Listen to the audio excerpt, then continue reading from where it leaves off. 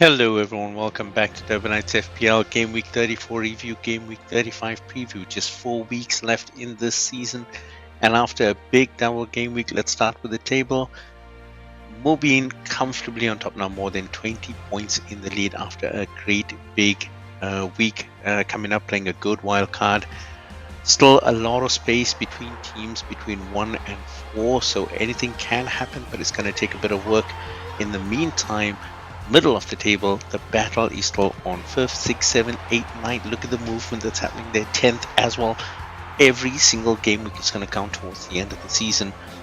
Low gaps there, just 16 points, then 7 points and 10 points, and then just 1 point between 9 and 10. That sibling rivalry going big. And then on the 11th, they're big coming up from 11. Suwad is moving up. Just 80 points away. It's a lot, but with 4 weeks to go and big gains, it could still happen. Now, looking at the cup that's coming up, so I've put in an asterisk here because based on my calculations, the Chiefs, Netflix, Hassan, and Stranger Mings, these are the guys that are going to be going through based on the bye rule in the cups for Game Week 35, based on the Game Week 34 results, not confirmed yet. And then the other 8 teams in the league will be battling in Game Week 35 head-to-head. I don't have the calculations yet based on what has been decided on the app and by the FPL itself.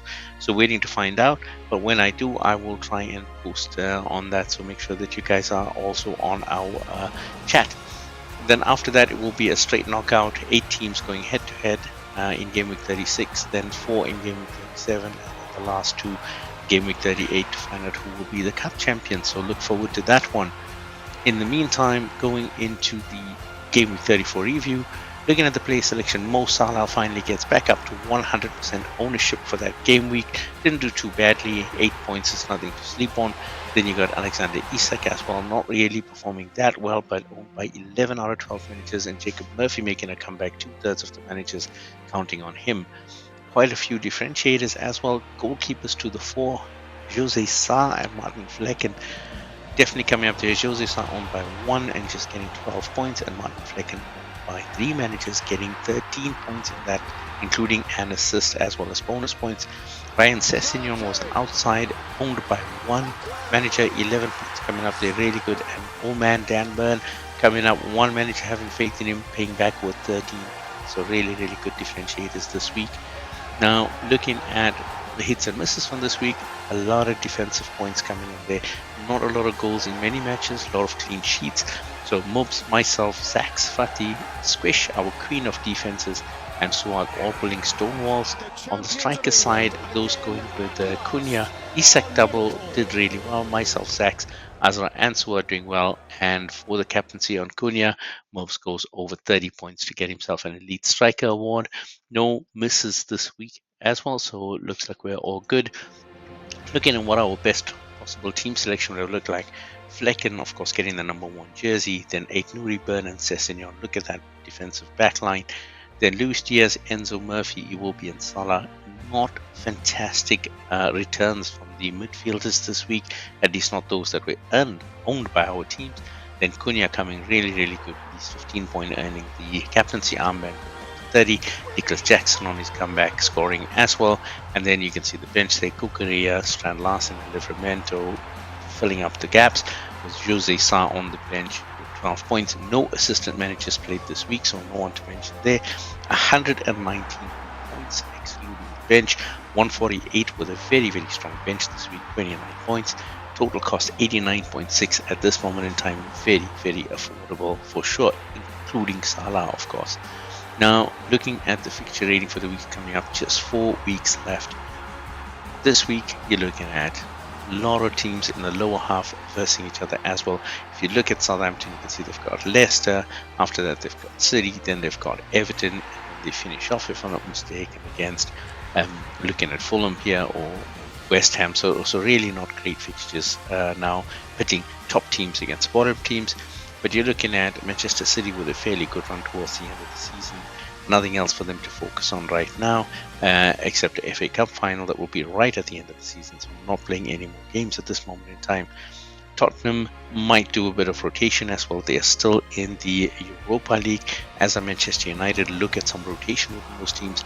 Brentford, not the easiest games, but they have been super consistent. Guys like Mbeumo, Wissa doing really, really well. Notts Forest stumbling in that game against Brentford this week after playing the FA Cup as well. I thought it was a bit unfortunate for them not to get a blank and a chance to rest. However, they now have to take on Crystal Palace, Leicester, West Ham, and end with Chelsea to try and hold on to that European spot. They are currently in 6th place, but I assume they will have a plan for that.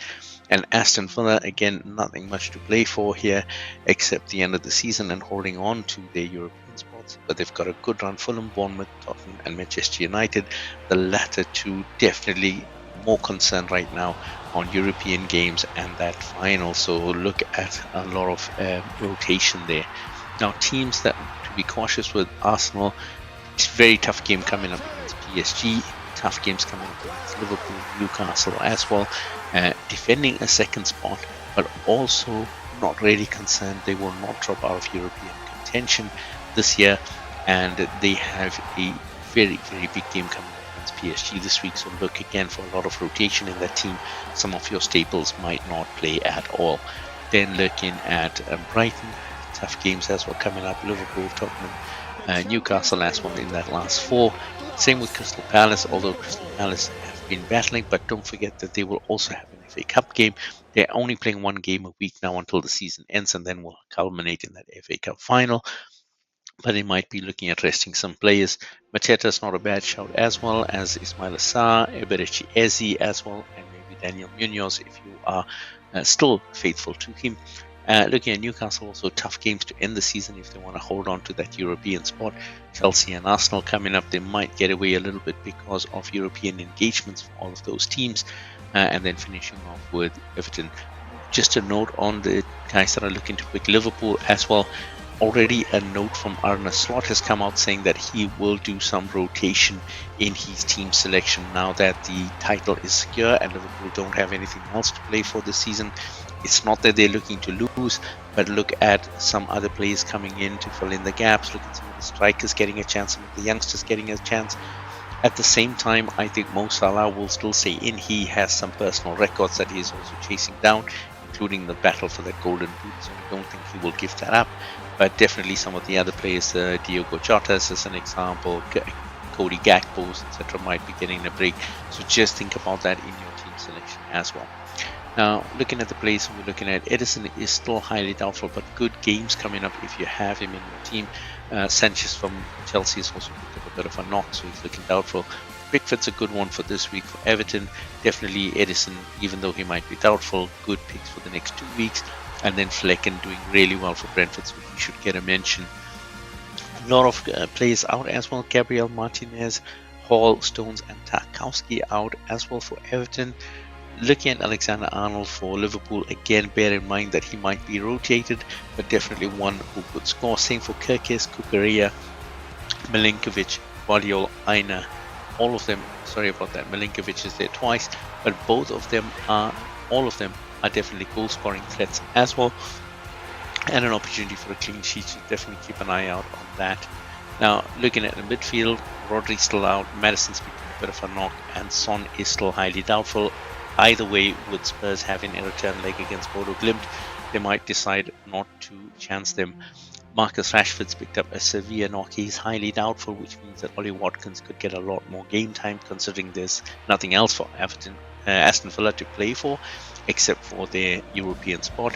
Hudson-Odoi is still doubtful as well. Joe Linton from Newcastle, definitely doubtful.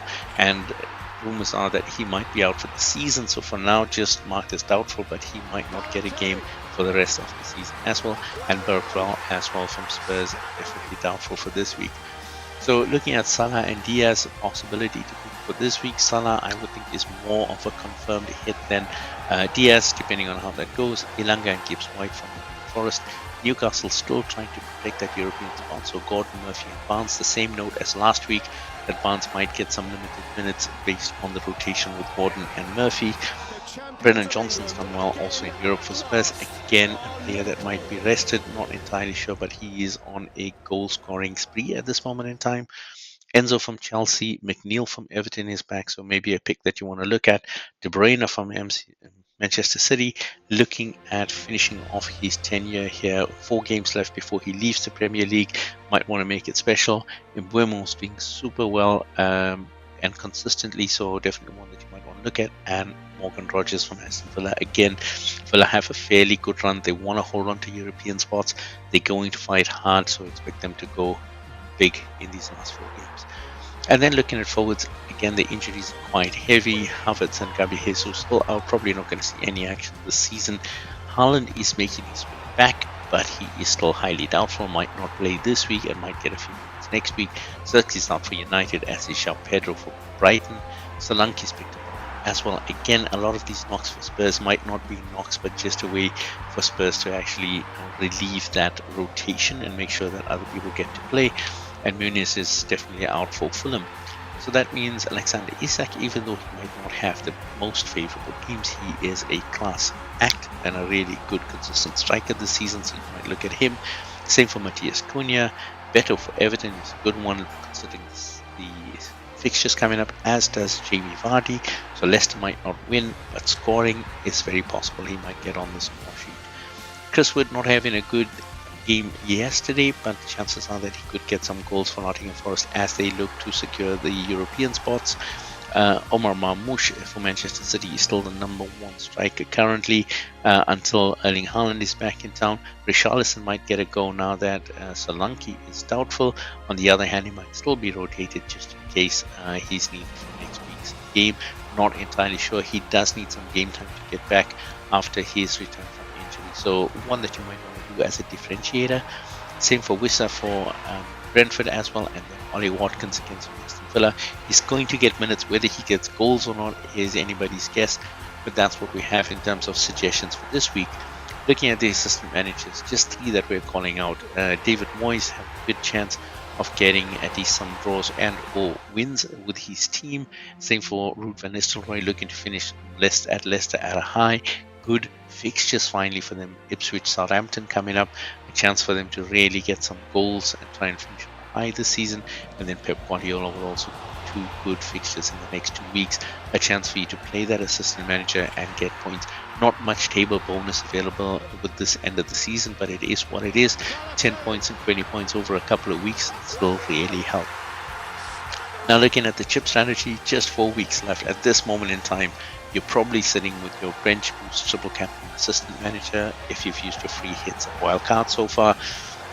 Assistant manager is going to block you for 3 weeks. If you're playing it this week, there's nothing else to talk about. In the last week of the season, if you're playing it in the last 3 weeks, well, this is your last chance to play something different.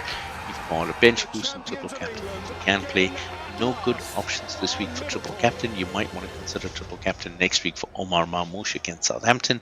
And in terms of the bench boost, again, this week the fixtures are not the best. You might want to look at bench boosting in game week 37 if that's your strategy, and if you don't have an assistant manager card to play. Game week 38, ideally you're not looking to play any chips in that last game week. Reason for that is by then a lot of the positions are going to be settled, we expect, and a lot of teams are going to be gearing up. As an example, Crystal Palace, Manchester City, Arsenal probably, Manchester United, Tottenham Hotspur, and Chelsea. A lot of them are going to be gearing up for those European finals, FA Cup finals, and you're going to see a lot of rotation in the team. Liverpool having won might just give a lot of youngsters a throw. So in game week 38, it's going to be very difficult to gain some points unless you have some really good insights into who's going to be selected for the teams. So with that, that's all we have for now. Good luck to all those that are going to play in a knockout cup round. I look forward to bringing you back the details on that. Hope this has helped you. If you enjoy the content, please don't forget to like, subscribe, and drop the notification bell so that you can be updated whenever we load a new video. Until then, good luck for this week and so long for now.